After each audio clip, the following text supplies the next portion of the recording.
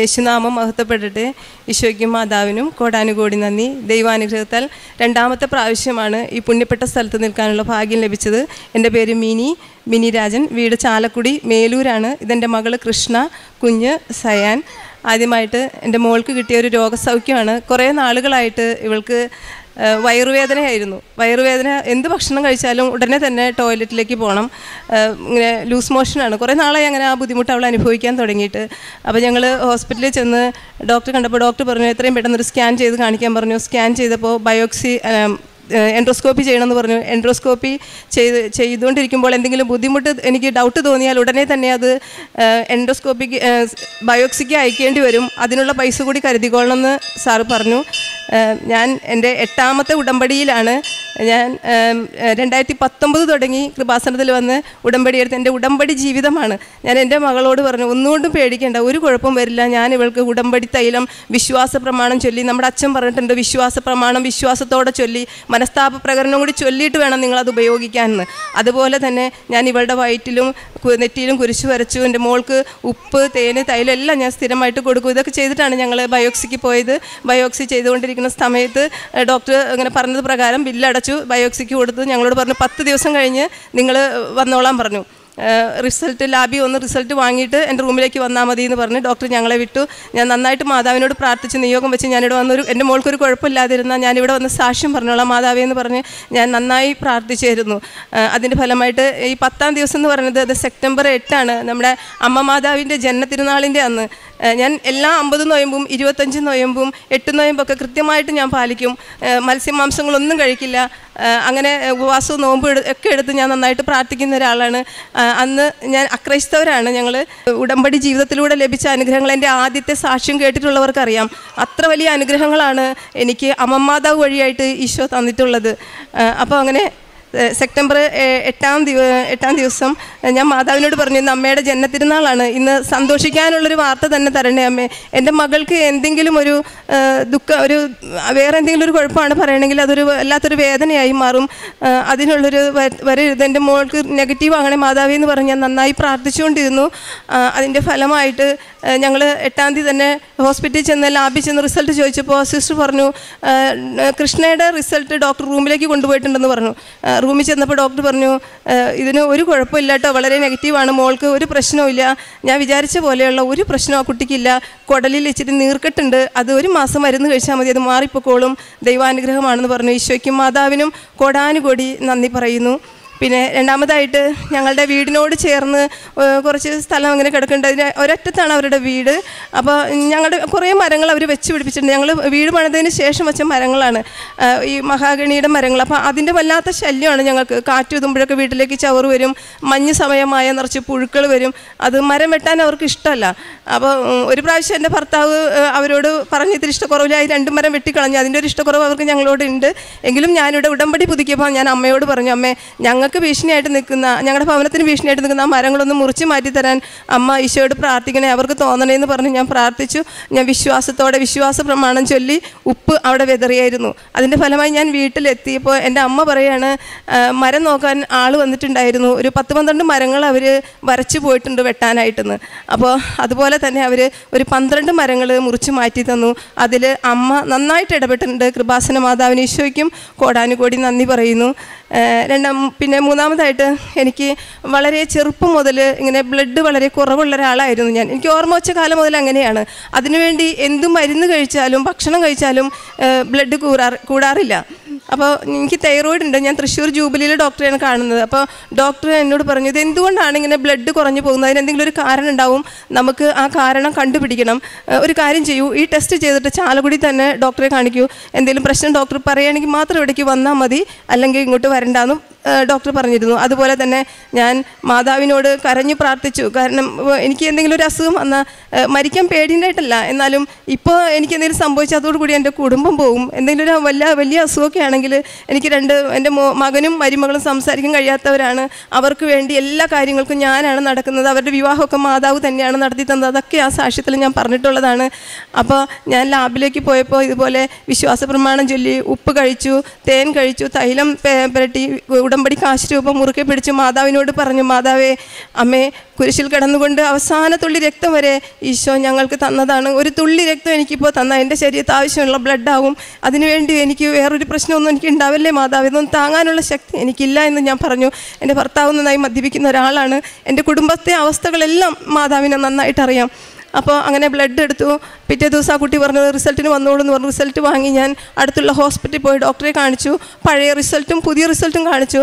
മാറി മാറി നോക്കിയിട്ട് ആ ഡോക്ടർ എന്നോട് പറയുകയാണ്, ഇത് എങ്ങനെയാണ് ഒരു മാസത്തിനുള്ളിൽ ഒരാളുടെ ശരീരത്തിൽ ഇത്രമാത്രം ബ്ലഡ് കയറുന്നത്, ഇത് ഭയങ്കര അത്ഭുതമാണല്ലോ എന്ന് പറഞ്ഞു.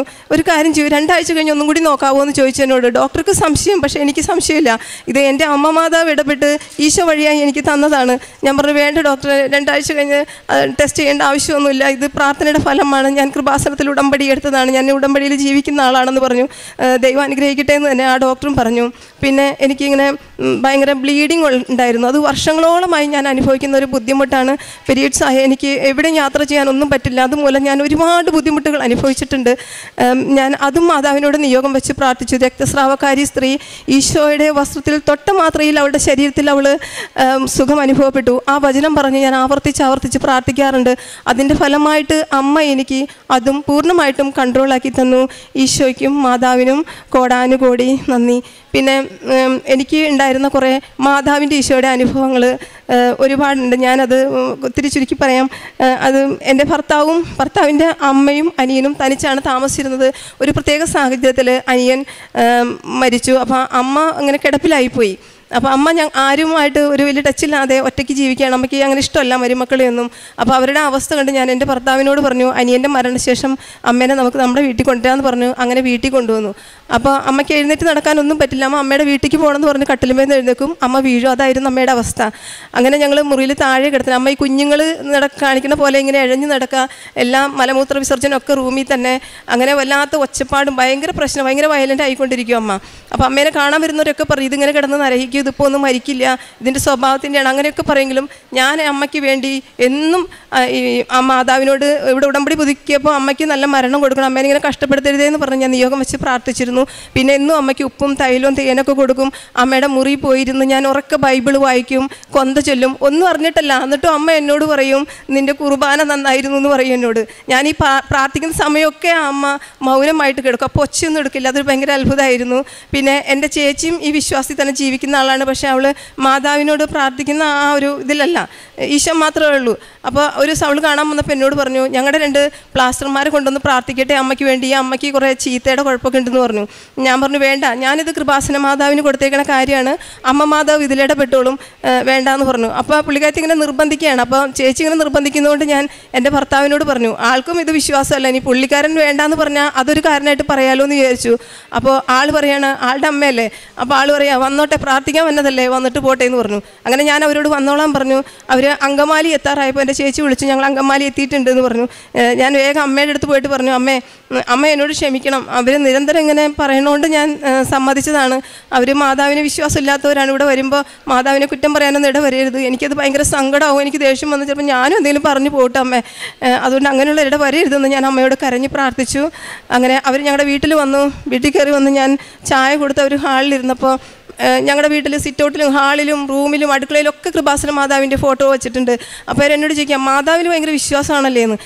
എനിക്ക് ഭയങ്കര ആവേശമായി. ഞാൻ പറഞ്ഞു, എനിക്ക് മാതാവിന് ഭയങ്കര വിശ്വാസമാണ്, ഭയങ്കര ഇഷ്ടമാണ്, ഞാൻ കൃപാസനത്തിൽ ഉടമ്പടി എടുത്താണ്, ഞാൻ സാക്ഷ്യം പറഞ്ഞതാണ്, എൻ്റെ ഉടമ്പടി ജീവിതമാണ്. അങ്ങനെ ഞാൻ മാതാവിനെ പുകഴ്ത്തി പറഞ്ഞപ്പോൾ അവരെന്നോട് പറയാം, മാതാവ് ദൈവമൊന്നുമല്ല, ദൈവം യേശു ആണെന്ന്. അപ്പോൾ ഞാൻ പറഞ്ഞു, ആ യേശുവിൻ്റെ അമ്മയല്ലേ മാതാവ് എന്ന് ചോദിച്ചു. പിന്നെ അവരൊന്നും മിണ്ടില്ല. അപ്പോൾ അവർ പറയാം, നിങ്ങളുടെ അടുത്ത്, നിങ്ങൾ പറയുന്ന ആ അമ്മ നിങ്ങളുടെ അടുത്ത് തന്നെ നിൽപ്പുണ്ട്, ഭയങ്കര പ്രകാശമാണ് നിങ്ങളിരിക്കുന്നിടത്തുനിന്ന്. അപ്പോൾ അമ്മ എൻ്റെ കൂടെ ഉണ്ട്, എൻ്റെ വീട്ടിലുണ്ടെന്ന് അമ്മ അവർക്ക് കാണിച്ചു കൊടുത്തു. പിന്നെ ഒരക്ഷരം പോലും അവർ പറഞ്ഞിട്ടില്ല. അങ്ങനെ പിന്നെ അമ്മയുടെ റൂമിൽ പോയിട്ട് അവർ പറഞ്ഞു, ഇതിങ്ങനെ കുറച്ച് നാൾ കിടക്കും, അതിൻ്റെ സമയമാകുമ്പോൾ അത് പോയിക്കോളൂ എന്ന് പറഞ്ഞിട്ട് അവർ പോയി. പക്ഷേ ഇതുപോലെ തന്നെ കഴിഞ്ഞ സെപ്റ്റംബറിൽ ഞാൻ 8 നോമ്പെടുത്ത് എൻ്റെ അമ്മയ്ക്ക് വേണ്ടി നന്നായിട്ട് പ്രാർത്ഥിച്ചു. അമ്മ ജീവിതത്തിൽ അറിഞ്ഞോ അറിയാതെ ആരെങ്കിലും വേദനിപ്പിക്കുകയോ തെറ്റ് ചെയ്തിട്ടുണ്ടെങ്കിൽ മാതാവ് ഈശോയോട് പ്രാർത്ഥിച്ച് അമ്മയ്ക്ക് മാപ്പ് കൊടുക്കണം, കഷ്ടപ്പെടുത്താതെ അമ്മയ്ക്ക് നല്ല മരണം കൊടുക്കണേ മാതാവി എന്ന് പറഞ്ഞ് പ്രാർത്ഥിച്ചു കൊണ്ടിരുന്നു. സെപ്റ്റംബർ 7-ാം തീയതി രാത്രിയായപ്പോൾ അമ്മയ്ക്ക് എന്തോ ഒരു മാറ്റം വന്ന പോലെ എനിക്ക് തോന്നി. അമ്മ വെള്ളം കൊടുത്തപ്പോൾ ഇങ്ങനെ ഇറക്കാത്തത് പോലെ ഒരു ബുദ്ധിമുട്ട് തോന്നി. ഞാൻ കൊന്ത ചൊല്ലി വിശ്വാസ പ്രമാണം ചൊല്ലി ബൈബിൾ എടുത്ത് വായിച്ച് ബൈബിൾ കണ്ണടച്ച് ബൈബിൾ തുറന്നപ്പോൾ എനിക്ക് കിട്ടിയത് യേശുവിൻ്റെ മരണമാണ്. ഞാൻ എൻ്റെ ഭർത്താവിനോട് പറഞ്ഞു, നാളെ അമ്മയുടെ മരണം സംഭവിക്കാൻ സാധ്യതയുണ്ട്, ഈശോയുടെ മരണമാണ് കിട്ടിയിരിക്കുന്നത്. അതുപോലെ തന്നെ സെപ്റ്റംബർ 8-ാം തീയതി 8 മണിയായപ്പോൾ അമ്മ പെട്ടെന്നാണ് 2-3 പ്രാവശ്യം ഇങ്ങനെ വലിച്ചു, അമ്മ മരിച്ചു. അപ്പോൾ അമ്മ മാതാവിൻ്റെ ജന്മതിരുനാളിൻ്റെ അന്നാണ് ഞങ്ങളുടെ അമ്മയുടെ മരണം വീട്ടിൽ സംഭവിച്ചത്. പിന്നെ ഞാൻ പ്രേക്ഷിത പ്രവർത്തനങ്ങൾ, ഞാൻ ഇവിടുന്ന് എല്ലാ മാസവും ഞാൻ വന്ന് 3 കെട്ട് പത്രം വാങ്ങിക്കും. എൻ്റെ കൂടെ എൻ്റെ അയൽവാസിയും കൂട്ടുകാരിയുമായ സുശീല ചേച്ചിയും വരും. ഞങ്ങൾ ഒരുമിച്ചാണ് ഇവിടെ വന്ന് ഉടമ്പടി എടുക്കുന്നതും പുതുക്കുന്നതും പത്രത്തിനും പ്രേക്ഷിത പ്രവർത്തനത്തിനൊക്കെ പോകണം. ഞങ്ങൾ ഒരുമിച്ചാണ്. അപ്പോൾ ചേച്ചിയും മേടിക്കും 3 കെട്ട്. അങ്ങനെ ഞങ്ങൾ 6 കെട്ട് പത്രം കൊണ്ട് medical college, Thrissur medical college ഹോസ്പിറ്റലിൽ പോകും. പിന്നെ ക്യാൻസറിൻ്റെ മാത്രം ഹോസ്പിറ്റലുണ്ട്, അവിടെ പോകും. അങ്ങനെ ഒരു ദിവസം ഞാൻ മെഡിക്കൽ കോളേജ് ഹോസ്പിറ്റലിൽ പോകുമ്പോൾ ഒരു സഹോദരനെ കുറേ ആളുകൾ ചേർന്ന് മുറുകെ കൈയും കാലും പിടിച്ച് കട്ടിലിൽ കെട്ടിയിടുകയാണ്. ഒരു പെൺകുട്ടിയും അടുത്ത് നിന്ന് കരയുന്നുണ്ട്. അപ്പോൾ എൻ്റെ മനസ്സിലേക്ക് ഇവിടെ കുറേ നാൾ മുമ്പ് ഒരു ധ്യാനത്തിൽ നമ്മുടെ അച്ഛൻ പറയണ്ടായിരുന്നു, അച്ഛൻ്റെ പള്ളിയിലായിരിക്കുന്ന സമയത്ത് ഒരാളിങ്ങനെ വയലൻ്റായിട്ട് കൊണ്ടുവന്നപ്പോൾ അയാൾ ശല്യം ചെയ്തിട്ട് ആ കൂടെ വന്ന ആൾക്കാർ അയാളുടെ മേല് കയറി ഇരിക്കുകയാണ്. അപ്പോൾ നമ്മുടെ അച്ഛൻ വിശ്വാസ പ്രമാണം ചൊല്ലിക്കൊണ്ടേയിരുന്നു, അയാൾ ശാന്തനായിരുന്നു. അപ്പോൾ ഞാൻ സുശീലച്ചോട് പറഞ്ഞു, ചേച്ചി വിശ്വാസ പ്രമാണം ചൊല്ലി ചേച്ചി എന്ന് പറഞ്ഞു. അങ്ങനെ ഞങ്ങൾ വിശ്വാസ പ്രമാണം ചൊല്ലിക്കൊണ്ടിരുന്നു. കാറ്റിനെയും കടലിനെയും ശാന്തമാക്കി ഈശോയെ ഈ മകനെ ശാന്തമാക്കണമേ എന്ന് പറഞ്ഞ് ഞാൻ പ്രാർത്ഥിച്ചു. അതിൻ്റെ ഫലമായിട്ട് ആ മകൻ അത്ഭുതകരമായിട്ട് അവൻ അങ്ങനെ ഒന്ന് ഉറങ്ങിപ്പോയി. അവരൊന്നും കൂടി അവൻ്റെ കയ്യും കാലും കെട്ടിയിട്ട് പറഞ്ഞു, ഞങ്ങൾ വെളുപ്പിന് വന്നതല്ലേ, ഒരു ചായ കുടിച്ചിട്ട് വരട്ടേന്ന് പറഞ്ഞ് അവർ പുറത്തേക്ക് പോയി. ഇപ്പോൾ ഞാൻ ഓടിച്ചെന്ന് ആ മോളോട് ചോദിച്ചു, മോളെ ഇതാരാന്ന് ചോദിച്ചപ്പോൾ എൻ്റെ ഹസ്ബൻഡാണ് ചേച്ചി, എന്ത് പറ്റിയതാണെന്ന് ചോദിച്ചു. അത് ആൾ മാറി രാത്രിയിൽ ഒരു അടി കിട്ടിയതാണ്, ഞരമ്പ് ചതഞ്ഞിട്ടുണ്ട്, ഇടയ്ക്കിടയ്ക്ക് ഇങ്ങനെ വയലൻ്റ് ആവും, അപ്പോൾ ഇവിടെ കൊണ്ടുവരണതാണെന്ന് പറഞ്ഞു. അപ്പോൾ ഞാൻ പറഞ്ഞു, മോളെ ഞങ്ങൾ കൃപാസനത്തിൽ നിന്ന് വരുന്നതാണ്, ചേച്ചി ഉടമ്പടിയിലാണ് ജീവിക്കുന്നത്, എൻ്റെ കയ്യിൽ നേർച്ച വസ്തുക്കളെല്ലാം ഉണ്ട്. ഞാൻ ഈ കുട്ടിക്ക് പത്രം കൊടുത്തു, മാതാവിനെക്കുറിച്ചും ഇവിടെ നടക്കുന്ന ഓരോ അത്ഭുത സാക്ഷ്യങ്ങളെ, ജീവനുള്ള സാക്ഷ്യങ്ങളെക്കുറിച്ച് ഞാൻ ആ കുട്ടിയോട് പറഞ്ഞു, എൻ്റെ സാക്ഷ്യം പറഞ്ഞു. ആ മോൾക്ക് നല്ല വിശ്വാസമായി, ചേച്ചി വീട്ടിൽ പോയ ഉടനെ തന്നെ ഞാൻ ആലപ്പുഴ കൃപാസനത്തിൽ പൊക്കോളാമെന്ന് ആ കുട്ടി എന്നോട് പറഞ്ഞു. ഞാൻ പറഞ്ഞു, മോളെ എൻ്റെ കയ്യിൽ ഉടമ്പടിയുടെ സാധനങ്ങളുണ്ട്. ഞാൻ ആ കുട്ടിക്ക് ഉപ്പ്, ലോക്കറ്റ് എല്ലാം കൊടുത്തു. ഞാൻ ഒരു തുള്ളി തൈലം ഈ മോൻ്റെ നെറ്റിയിലൊന്ന് കുരിശ് വരച്ചോട്ടെ എന്ന് ചോദിച്ചു, പ്രാർത്ഥിക്കട്ടെ എന്ന് ചോദിച്ചപ്പോൾ ആ കുട്ടി പ്രാർത്ഥിച്ചോ ചേച്ചി എന്ന് പറഞ്ഞു. പക്ഷേ എനിക്കൊരു പേടി, ഞാൻ തൊടുമ്പോഴെങ്ങാൻ അവർ എഴുന്നേറ്റ് അവിടെയുള്ള എല്ലാവരും കൂടി എന്നെ പിടിച്ച് അവിടെ കെട്ടിയിടും. കാരണം അത്ര പ്രശ്നം ഉണ്ടാക്കിക്കൊണ്ടിരുന്ന ആളാണ്. അപ്പോൾ ഞാൻ പറഞ്ഞു, മോളൊന്ന് തൊട്ട് നോക്കിയെന്ന് പറഞ്ഞു. അവൾ തൊട്ടപ്പോൾ ഒരു കുഴപ്പമില്ല. ഞാൻ മാതാവിൻ്റെ തൈല വിശ്വാസ പ്രമാണം ചൊല്ലി ആ മോൻ്റെ നെറ്റിയിൽ കുരിശിട്ട് കൊടുത്തു. ഞങ്ങൾ കുറേ സമയം ആ വാർഡിൽ, തൃശ്ശൂർ മെഡിക്കൽ കോളേജിൽ പോയിട്ടുള്ളവർക്കറിയാം, അത്ര വലിയ വാർഡാണ്. ഓരോ കട്ടിലിൻ്റെ അടുത്തും പോയി ഞങ്ങൾ അവരോട് സുവിശേഷം പറഞ്ഞാണ് ഞങ്ങൾ പേപ്പർ കൊടുക്കുന്നത്, ഓരോരുത്തരുടെ സാക്ഷ്യങ്ങൾ പറഞ്ഞ്. അങ്ങനെ ഒരുപാട് മക്കൾ, ഞാൻ അവരുടെ ഫോൺ നമ്പർ വാങ്ങിക്കും, ഞാൻ അവരുടെ കാര്യങ്ങൾ അന്വേഷിക്കും. പിന്നെ എനിക്ക് വരുമാനമൊക്കെ വളരെ കുറവുള്ളൊരു ജോലിയാണ്, എന്നാലും എനിക്ക് കിട്ടുന്ന വരുമാനത്തിൻ്റെ ഒരു വിഹിതം ഞാൻ പാവപ്പെട്ടവരെ സഹായിക്കാറുണ്ട്. അങ്ങനെ അവർക്ക് അയച്ചു കൊടുക്കും. പറ്റുന്നവരെ കൊണ്ട് അവരെ കൊണ്ട് ഞാൻ ചെയ്യിക്കും. പിന്നെ അങ്ങനെ ഒരുപാട് മക്കൾ ഇവിടെ വന്ന് ഉടമ്പടി എടുത്ത് പോയിട്ടുണ്ട്. അപ്പോൾ അതിനൊക്കെ മാതാവിനോട് ഞാൻ ഒരുപാട് നന്ദി പറയുകയാണ്. തൃശ്ശൂർ ടൗണിലിരിക്കുന്ന പാവങ്ങൾക്ക് പൊതിച്ചോറ് കൊണ്ടുപോയി ഞാൻ കൊടുക്കാറുണ്ട്. പിന്നെ പലരോടും ചോദിച്ച് ഞാൻ ഉപയോഗിക്കാൻ പറ്റുന്ന നല്ല വസ്ത്രങ്ങൾ കളക്ട് ചെയ്തിട്ട് എനിക്ക് പരിചയമുള്ളൊരു കുട്ടി അനാഥാലയത്തിൽ വർക്ക് ചെയ്യുന്നുണ്ട്. ആ കുട്ടിയോട് പറഞ്ഞ് അവർ വന്ന് ഇവിടെ നിന്നല്ല, കോട്ടയത്താണ്, അവർ വന്ന് ആ ഡ്രസ്സുകൾ കൊണ്ടുപോയി അവർക്ക് കൊടുക്കും. പിന്നെ മക്കളൊക്കെ ഉണ്ടായിട്ട് ഉപേക്ഷിച്ച് കളഞ്ഞ കുറേ മാതാപിതാക്കൾ താമസിക്കുന്ന സ്ഥലമുണ്ട്. അവിടെ പോയിട്ട് അവർക്ക് ഞങ്ങൾ സിസ്റ്ററോട് ചോദിച്ചു, എന്താ സിസ്റ്റർ ഞങ്ങൾ ഇവർക്ക് വേണ്ടി ചെയ്തു തരണ്ടേ, ഞങ്ങൾ ഭക്ഷണം ഉണ്ടാക്കി കൊണ്ടുവരുമെന്ന് പറഞ്ഞപ്പോൾ വേണ്ട, ഇവരെല്ലാവരും ഒരേ ഭക്ഷണം കഴിക്കുന്നവരല്ല, ഇവർ കഴിക്കുന്ന ഭക്ഷണങ്ങൾ നോക്കി തന്നെ വേണം ഇവർക്ക് കൊടുക്കാനായിട്ട്. അപ്പോൾ നിങ്ങളൊരു കാര്യം ചെയ്യും, അങ്ങനെ നിർബന്ധമാണെങ്കിൽ കുറച്ച് സാധനങ്ങൾ വാങ്ങി തന്നാൽ എന്ന് പറഞ്ഞാൽ സിസ്റ്റർ ഒരു ലിസ്റ്റ് തന്നു. ആ ലിസ്റ്റ് പ്രകാരമുള്ള എല്ലാ സാധനങ്ങളും ഞങ്ങൾ വാങ്ങിക്കൊടുത്തു. 25 അമ്മമാരുണ്ട്. അമ്മമാർക്ക് കാല് ചവിട്ടാൻ ഒരു ചവിട്ടി വാങ്ങി തരുമെന്ന് എന്നോട് ചോദിച്ചു. ഞാൻ 25 അമ്മമാർക്കും ഞങ്ങൾ ചവിട്ടി വാങ്ങിക്കൊടുത്തു, കാലിരുന്നിട്ട് കാല് ചവിട്ടാനായിട്ട്. അങ്ങനെ ഞങ്ങളെ കൊണ്ട് പറ്റാവുന്ന എല്ലാ തരത്തിലുമുള്ള സഹായങ്ങൾ. അച്ഛൻ പറഞ്ഞിട്ടുണ്ട്, ഉടമ്പടി ജീവിതം. ഉടമ്പടി എന്തിനാണ്? ഉടമ്പടി ജീവിക്കാനാണ്. ഞാൻ ഉടമ്പടിയിൽ ജീവിക്കുകയാണ്. ഞാൻ എൻ്റെ ഈശോയ്ക്കും മാതാവിനും നന്ദി പറഞ്ഞുകൊണ്ട് ഈശോയുടെ ജീവിക്കുന്ന സാക്ഷിയായിട്ട് എൻ്റെ മരണം വരെ ഞാൻ ഈ ഉടമ്പടിയിൽ ജീവിക്കും. ഉടമ്പടി വഴിയാണ് ഞാൻ സ്ഥാനപ്പെട്ട് ജീവിക്കുന്നത്.